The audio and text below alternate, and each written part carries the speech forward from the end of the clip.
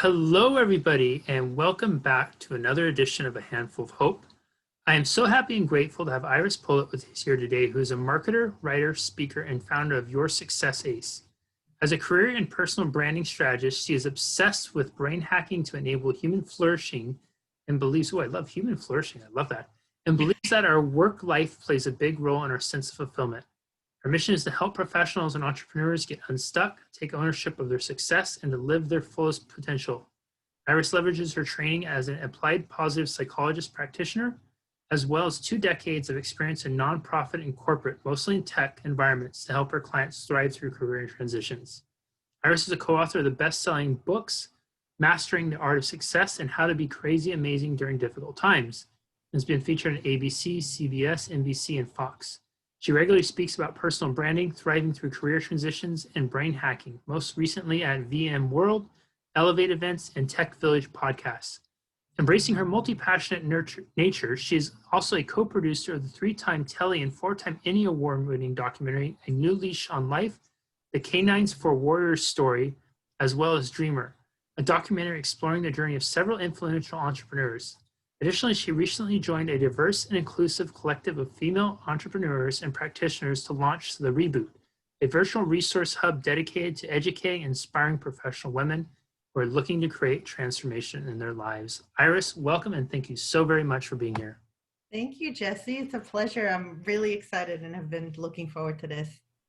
Oh, me too. It's funny. Iris and I have had this scheduled for quite some time, and we've moved it back several times to accommodate the Crazy Amazing launch, and now it's finally launched. So here we are recording. Oh, yay! Congratulations.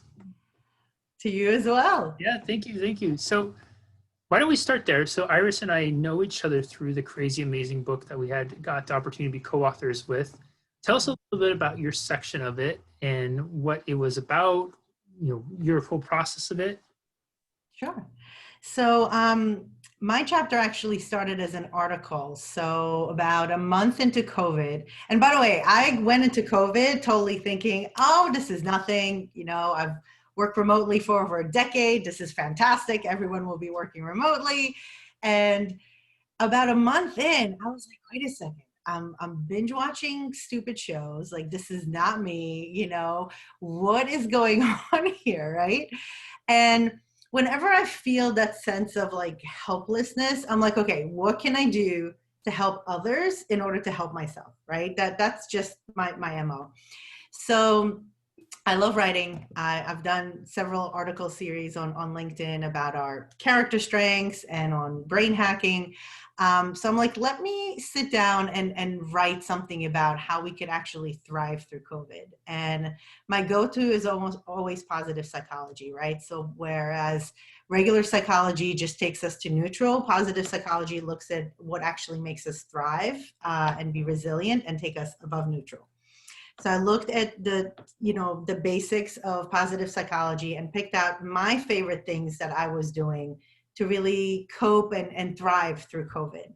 And when Anne-Marie was looking to create the book, she saw the article and she was like, oh, would you mind contributing a chapter? And I was like, okay, can I just take my chapter and like rewrite it and take the article, rewrite it a little bit and dump it in? Because there's a lot of stuff going on right now. And she was like, sure. And that's basically where it came out of. And when you mentioned handfuls of hope, I was like, oh my God, hope is one of those things, one of the pieces that we could lean into during difficult times and help us, cope and thrive through them. What is hope to you, Iris? I'm curious. What is hope to you? So hope is a lot of things to me. I'm very fortunate that hope is actually one of my core signature strengths. So there's an assessment called the VIA Character Strengths Assessment. It basically pulls up 24 character strengths across 6 global virtues. And hope is always in my top 5. And I didn't realize until, really in the last year that actually having hope in your signature strengths is very rare. Like a very small percentage of people globally have that in their signature strengths. And I always view that as this amazing tool in my arrow quiver, if you will, because it allows me to take a look at stuff. And it's not about just being like fake happy. It's about having optimism that regardless of what's going on and how bad things are, you could take a look at it and say, you know what, I know something good is going to come out of this. Or even if I won't realize what that is, this is happening for me, not to me. And I need to look at it from the perspective of, you know what, if I have that hope and optimism, how is my behavior going to be different, right? And that's what hope is to me. You do a lot of work with folks who are in career transitions. Yeah. Does hope factor into anything for them with those who make successful transitions and those who don't? And why I'm asking you the question for career transitions specifically, because I think there's a lot of folks who are in career transitions. I think nearly all of us listening and watching are in some phase of transition in our life. And I just want to throw that out there too. So to sprinkle transition into the career specific as well as maybe a little bit of a general answer too. Yeah, absolutely. So if we're looking at career specifically, some of my clients are post-layoff. I mean, that's just a reality. And there have been tons of people that were impacted by COVID specifically, right? Either furloughed or completely laid off. And those that have a sense of hope and optimism, like, as I said previously, that it's happening for them, not to them, tend to bounce back a lot faster and find themselves in roles that they're happier in, they end up making more money. And those that don't and hold on to that sense of, hopelessness and victim mentality don't. And some might take a lot longer to bounce back and some just don't. And I think that applies not just to the workplace. I think it's in general in life. If you don't have hope, you can't have a vision for what you want to create in your life, right? And without that vision, without that clarity, how are you supposed to create amazing things, right? So that's usually the perspective that I see from clients that come across my path. And especially during COVID, there's a lot of people that were initially not necessarily post layoff, we're just looking to create change in their life. And they're like, oh, I better hold off because it's COVID and there's no opportunities, right? And to that, I would say, am I allowed to curse? Should I yes. say? Oh, okay. Go for it. That is bullshit, right? And and the reason that is bullshit is because I've seen so many examples of people that started new businesses during COVID and they're thriving, right? A good friend of mine, Robbie Samuels, he is an expert when it comes to networking and engagement at conferences. And through COVID, he was able to pivot his business to focus on online engagement. And now he's a Zoom expert and his business is doing better than ever before, right? And there's so many people that are starting businesses because they're looking at it as an opportunity. Like whenever there's a crisis, any sort of crisis, there's opportunity to help others. And if you're able to tap into that, it allows you to pivot and be successful. And it feeds itself, because the second, you pivot and you look at the opportunities, the more you take step towards it, the more amazing things happen that you wouldn't have otherwise expected. So. You and I were talking a little bit beforehand around purpose and meaning in the workplace. Yeah. Yeah. And then we got into a discussion around identity and how identity is formed around who we are professionally. Would you talk a little bit about that? Because I find that such a fascinating thing. And I was sharing with you that I speak on loss. The TED Talk I did was around loss, and I will often use loss intentionally because I think that many of the experiences around grief, sadness, despair is similar for people, regardless of if it's death or loss of a job, specifically because I find for many, and I'm probably one of these ones too, I realize that such a massive part of my identity is intertwined with who I perceive myself as professionally. Yeah. And if I were to ever lose that, gosh, I don't know what I would do because it is such a massive source of meaning and purpose in my life. Yeah. And look, I don't mean to belittle personal loss. Obviously, losing a loved one is tragic, but even if you look at people's, let's say, top 10 New Year's resolutions, a big percentage of those are related to workplace and furthering your career and furthering your education. And if you look at it as a percentage compared to like spending more time with family, it's really disparate, right? So I think people's identity through work, especially if we look at the history of work, right? Traditionally, people, went to college, graduated, went into the workforce, and some people, especially the baby boomers, spend sometimes their entire career with one or two companies. So their identity was very much intertwined through their work, right? In today's day and age, it's very different. I mean, especially, I look at things from the tech perspective, but in general, if you look at statistics from the Labor Bureau, right, the current median tenure for employment is 4.2 years. In the tech Oh, industry, no kidding. yes, and in the tech industry, it's even shorter. So that creates this perpetual cycle of, I need to go out there and find the thing that I want to do and interview and get the job and then end up in the job where I might be miserable again. But at the same time, you're taking on the identity of the company and where you work as a big part of who you are. And if you're constantly having to change that, instead of having a very strong sense of self and your own personal brand and what you bring to the plate, it's definitely depleting, you know. So I think when it comes to a sense of loss, there is a very similar sort of like the steps of grief that are attached to the loss of a job or a loss of an employment opportunity, you know. That 4.2 year turnaround, I had no idea was that small now. And do you find, and I'm going to form this question as I'm asking it, do you find that there is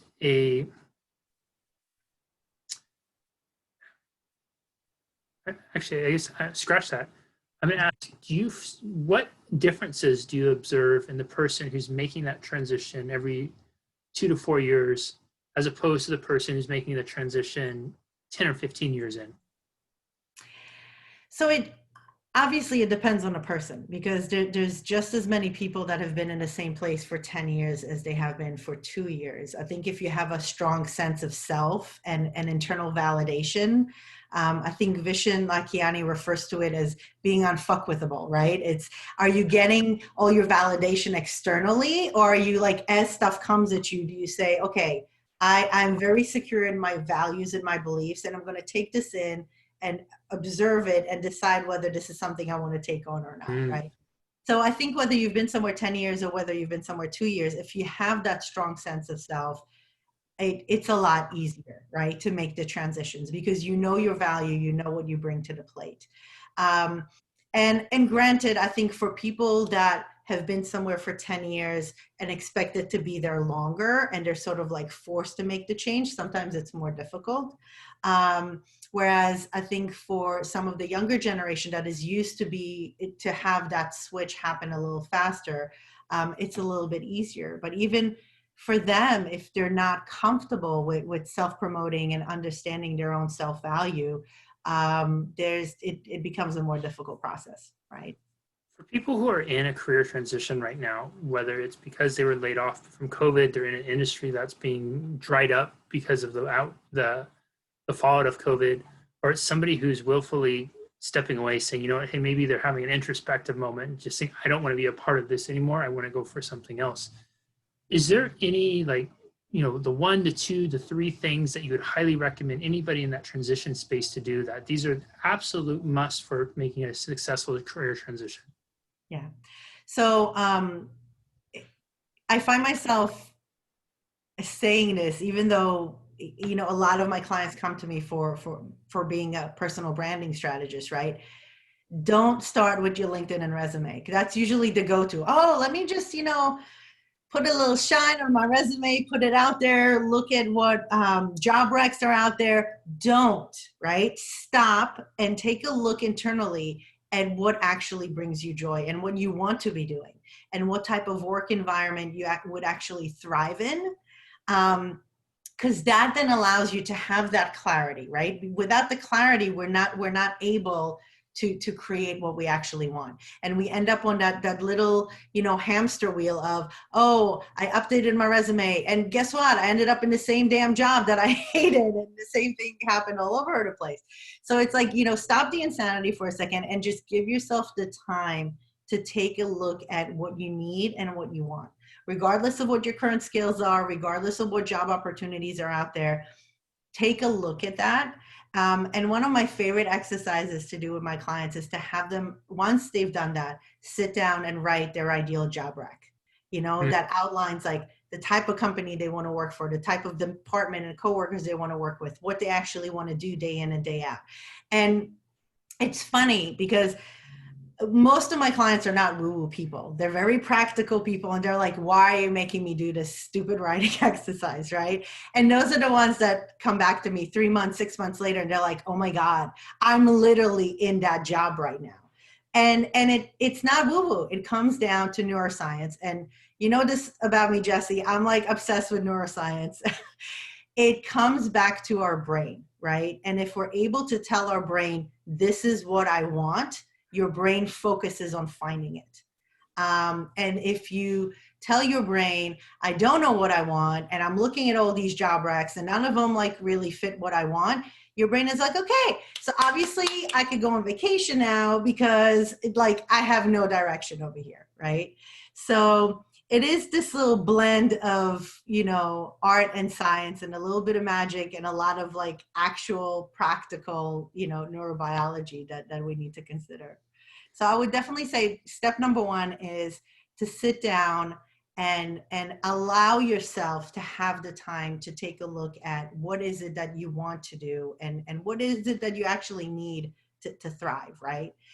And then take a look at your personal brand and take a look at your LinkedIn profile and your resume and how you're showing up to make sure that it fits not just what you've already done, but where you're going, right? So little things like viewing your resume and your LinkedIn profile from the perspective of a hiring manager or recruiter and not from your point of view, right? Because it's very easy for us to say, oh my God, I did so much in my past job and I'm just gonna like word vomit all over the page regarding all my duties. That's not what they care about. They care about the impact you had on the business. So you need to take a look at it from the perspective of quantifiable achievements and how you've impacted the business. So when they look at your resume or your LinkedIn profile, it's like that little blue pill that gets them super excited about you and want to spend some time with you to find out how you did those amazing things, right? So that's step number two. And then step number three is really go to your network.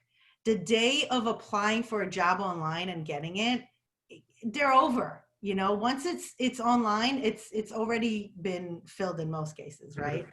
So I refer to them as carrier pigeons, and those are people within your network that know and love you and are willing to go up to hiring managers and recruiters and say, you need to take a look at this person, right? And I'm not saying like just be opportunistic about it. I mean, obviously be authentic about it. As you meet people, we gravitate towards, working and interacting with the people that we enjoy working with, right? So build those authentic relationships so you're able to go to those people and say, hey, I have all this new clarity about what I want, and I have this brand new polished personal brand.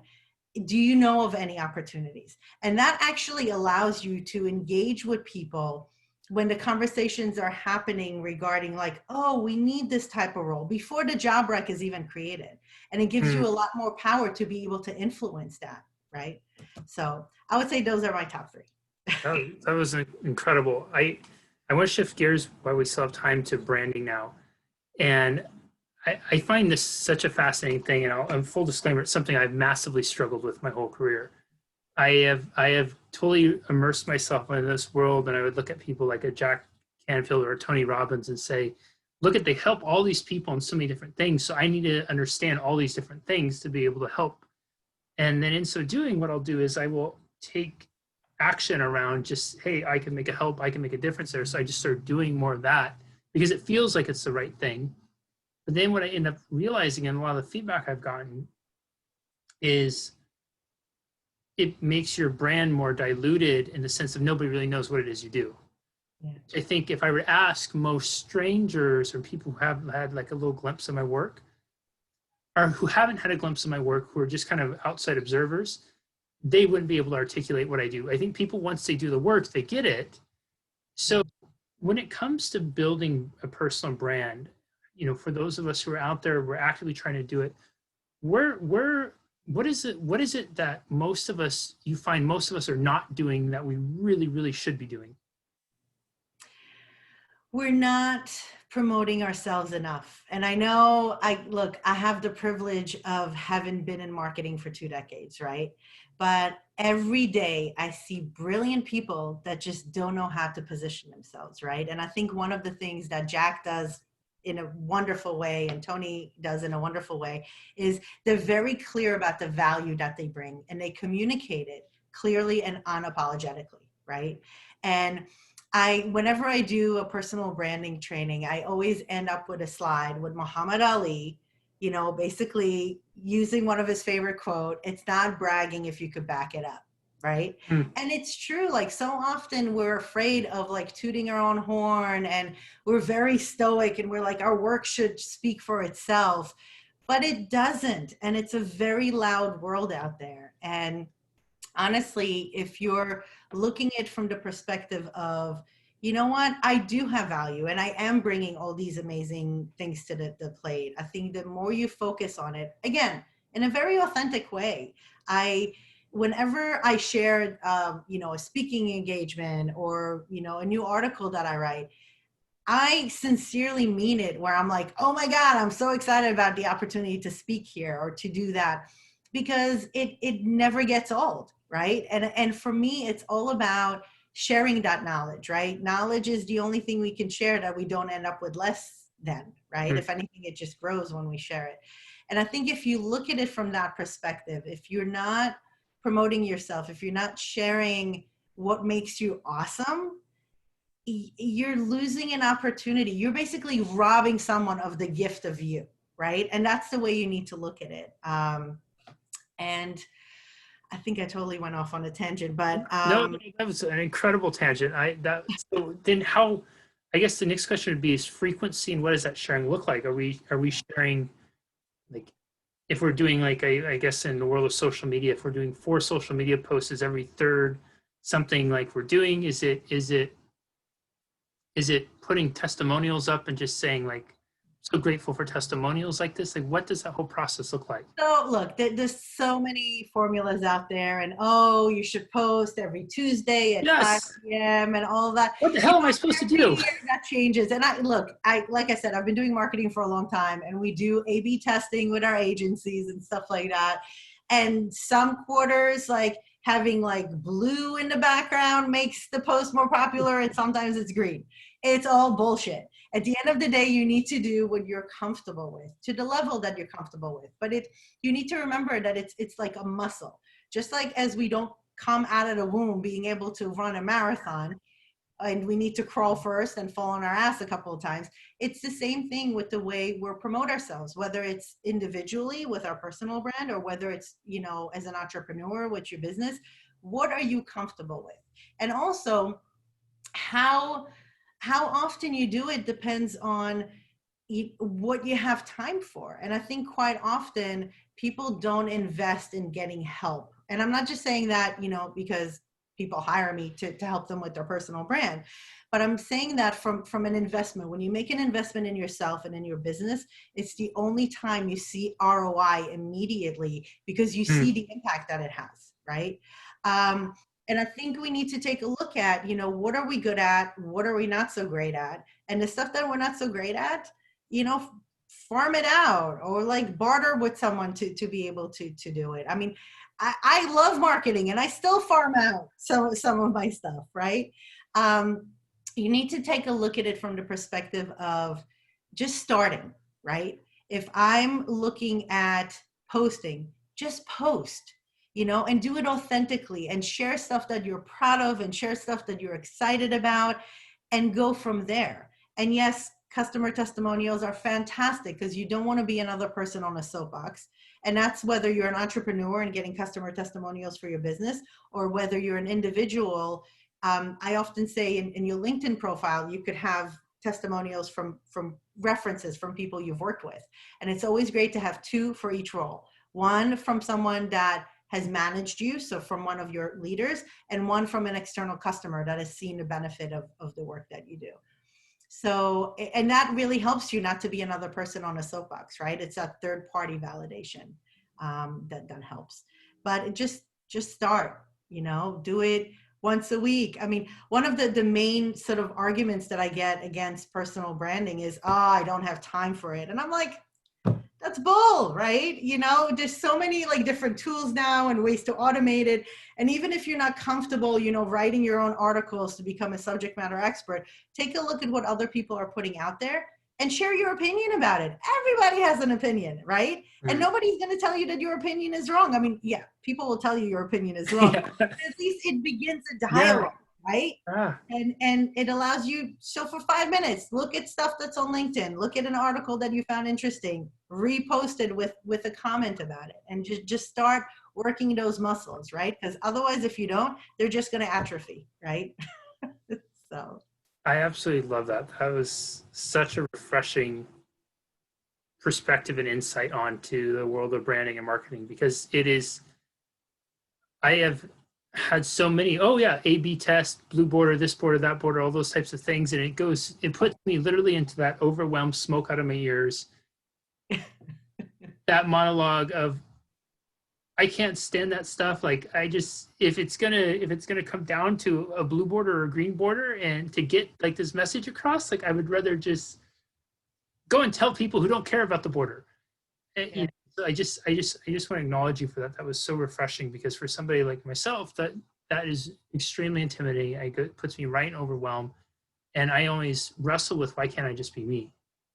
And why does it have to be all these? But you should be you. And I think one of the things that I see most often with people, that they're like, oh, well, if I'm going to put, I need to be everything to everyone in my personal brand. I need to put like everything on my resume and everything on my LinkedIn, so anyone looking at it would be interested. And I'm like, how's that freaking working out for you, right? You're ending up in the same roles that you hate.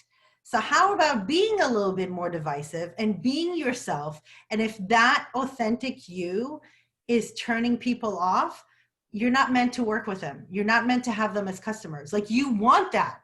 Those are like, the 80% of clients that drive you nuts and give you 20% of your revenue, right? So if you're able to be divisive by being yourself, why not? It will make sure that you attract people to you, attract opportunities to you that align with who you are at your core. And isn't like that the point of marketing, right? Like, what's the point of getting 500 leads, and when you qualify them, only like 2 are really potential customers, right? There's just no point to it. Iris, before I ask my final question, where can people find and connect with you online? Sure. So I love LinkedIn. LinkedIn, it's just, Iris Polit, put in Iris Polit, you'll be able to find me. And if you're interested in learning more about brain hacking or career transitions or personal branding, you could go to yoursuccessace.com. So yoursuccessace.com. That's my website. And that's about it. We'll make sure we include all the links in the notes everywhere. They'll be on here somewhere. Iris,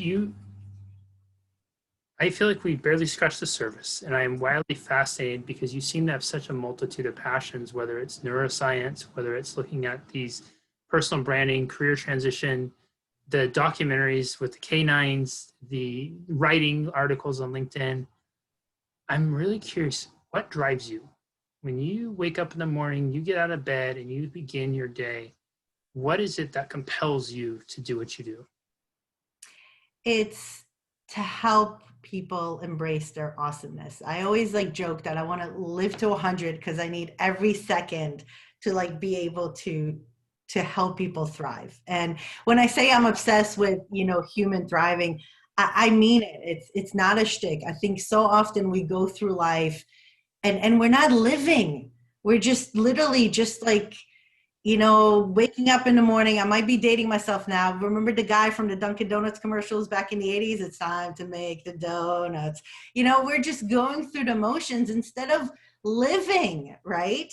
And that's what drives me. That's what makes me do all these cockamamie projects, because the Canines Projects is a perfect example. It's an organization in Florida that trains rescue dogs to be service dogs for veterans with PTSD. So not only are they saving the veteran's life, which, if you look at statistics, about 22 veterans kill themselves every day because they just can't deal with life.